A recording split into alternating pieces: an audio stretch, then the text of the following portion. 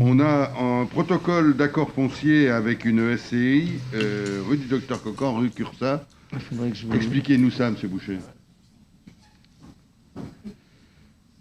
Voilà, je vais vous expliquer avec les moyens que j'ai ici.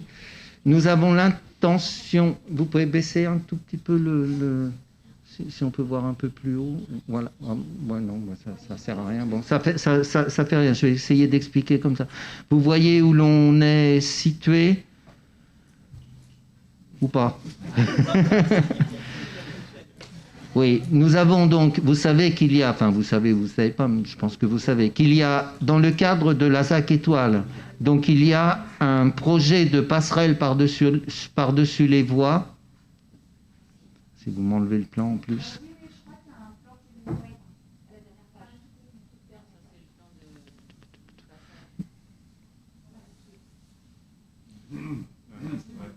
Ok, oui, bon, oui, si vous voulez. Enfin bon. Donc il y a au nord-ouest, c'est bien ça. Au nord-ouest, donc vous avez, il y a un projet de passerelle. Donc pour par-dessus les voies. Pardon? Oui. Donc ouais, elle est juste derrière nous. Donc arrêtez de me perdre là. Donc un projet de passerelle par-dessus les voies pour rejoindre la commune d'Ambilly dans le cadre de la ZAC Étoile. Donc ensuite nous arrivons au square Essel. Et comme vous le savez sans aucun doute, entre les deux rues, donc la rue Cocan et l'avenue de la Gare, elle est hermétique, enfin c'est pas le mot, enfin on peut pas la traverser, elle est non traversante. Donc nous travaillons à avoir un projet qui puisse traverser donc ces îlots pour aller jusqu'à l'îlot de Faux. Voilà, ça serait extrêmement intéressant dans la desserte du centre-ville. Donc avec cette passerelle, le square, donc un passage à créer, enfin il y a même 2 passages à créer pour aller sur la rue Cursa, puis pour passer de la rue Cursa à l'avenue de la Gare. C'est peut-être pas pour demain, mais enfin il faut prévoir les choses. Donc c'est dans ce cadre-là qu'est proposé ce protocole d'accord foncier.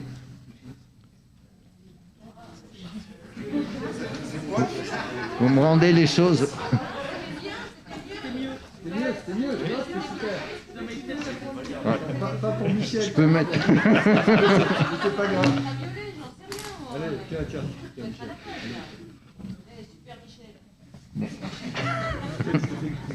C'est quand même pas un bizutage parce que c'est pas ma première délibération. Donc, il y a un permis donc qui est délivré donc à la place de la carrosserie, on va dire en gros. Donc à la SCI Rhône 2. Donc pour la construction d'un immeuble de 40 logements sur un terrain donc rue du Docteur Cocan.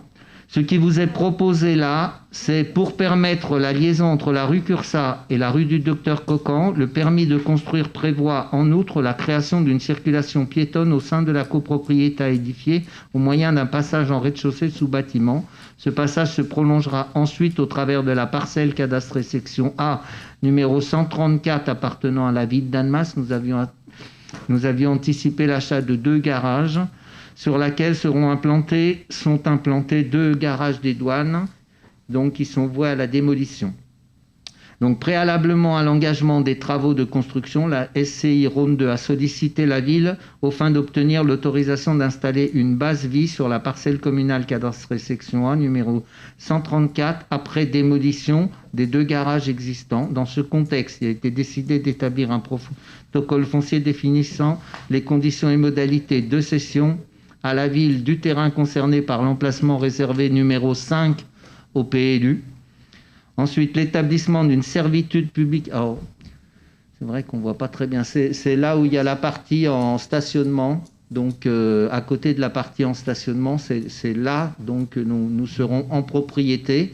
Ensuite, on passera donc, par une servitude publique au travers du programme immobilier. Et ensuite, mise à disposition par la ville de la parcelle communale section A numéro 134 pour l'installation de la base vie incluant la démolition des garages par la SCI Rhône 2 à ses frais Et ensuite, l'aménagement par la SCI Ronde 2 de l'ensemble des espaces à usage de voirie et circulation piétonne, incluant notamment le traitement des surfaces, des plantations, le mobilier urbain et l'éclairage public. C'est-à-dire quand ils ont fini l'immeuble, ils nous rétrocèdent donc le passage et l'aménagement public terminé.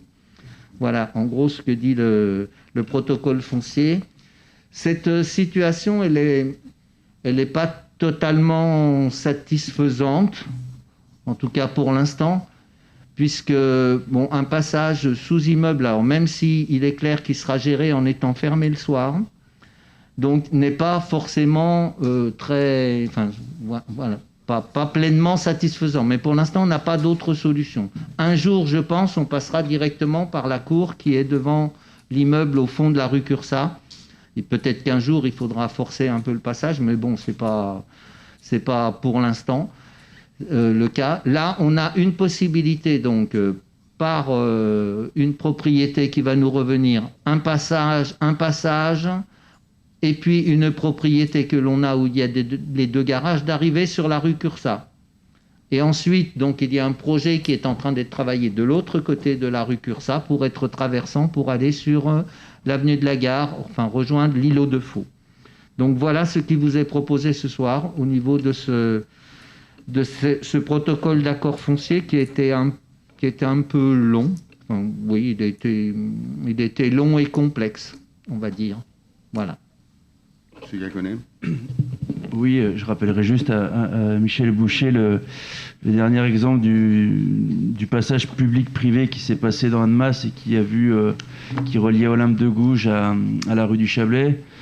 Et en termes de nuisance, je peux comprendre que certains propriétaires souhaitent fermer le soir leur passage pour éviter tous les désagréments qu'ont pu connaître ces propriétaires ces 3 dernières années et qui a d'ailleurs conduit à la fermeture complète de ce passage. Parce que nous n'avions pas de servitude officielle, d'abord. Enfin, c'est pour ça qu'on a... Enfin, je pense qu'on est du même avis, là, on ne va pas discuter. C'est pas pleinement satisfaisant, voilà, mais voilà, ça peut fonctionner, au moins pour un temps comme ça. Et puis je pense que les choses s'amélioreront à un moment, parce que ce passage, il deviendra... Enfin, je veux dire, quand la passerelle sera faite, quand on aura l'ouverture de l'autre côté, quand l'îlot de Faux sera retravaillé, on aura là une liaison qui deviendra évidente, et dans ce cas-là, on peut faire une déclaration d'utilité publique, voilà. Mais c'est pas le moment, quoi. Voilà. Donc je pense que ça peut fonctionner provisoirement, sur un temps, temporairement, pas provisoirement, temporairement comme ça, en faisant attention, parce qu'on sait tous que un passage un passage sous immeuble sous porche peut être amener des difficultés. C'est pour ça que moi j'ai tout de suite exprimé qu'il serait fermé, géré fermé comme nos parcs le sont. Voilà. Très bien. Est-ce qu'il y a d'autres interrogations? Oui, M. Verniard. Oui, je voudrais féliciter M. Boucher pour sa capacité d'anticipation. Il en a été question ce soir. On voit que quand l'îlot de Faux sera fait, c'est pas tout à fait pour les 2-3 années qui viennent encore, donc il faut voir un peu loin.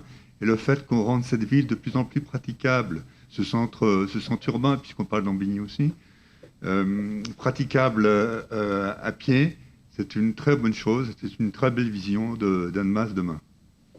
On a, merci Robert, on a beaucoup travaillé sur la passerelle qui n'a pas encore choisi définitivement, le projet définitif n'est pas choisi, c'est un coût élevé dans le cadre de la ZAC, ça tourne autour de entre 3 et 4 millions, une passerelle de cette importance-là, sur la longueur, à cette hauteur, puisqu'évidemment il y a les caténaires dessous, mais je suis tout à fait d'accord qu'elle est essentielle pour relier à pied et à vélo d'ailleurs, parce que la passerelle sera accessible au vélo, pour relier un quartier en devenir qui va être le quartier où il y aura des étudiants, j'espère, voilà, parce qu'on est en train de travailler, on vient de signer hier le dépôt du permis de construire de l'IFSI, donc c'est un temps fort avec le CHAL, donc les projets avancent. Et c'est vrai qu'on est dans l'obligation de d'imaginer la suite et le lien avec le cœur de l'agglomération qui est le centre-ville d'Annemasse. Et je pense que ces mesures-là sont très importantes pour construire la suite. Tout à fait. Est-ce qu'il y a d'autres questions? Est-ce qu'on peut passer au vote? Est-ce qu'il y a des votes contre, des abstentions? Une abstention? Contre? Bon. Madame Meika vote contre. Vous vous expliquerez avec M. Boucher, je ne vais pas allonger le débat. Ben oui, c'est pour ça que je le dis. C'est pour ça.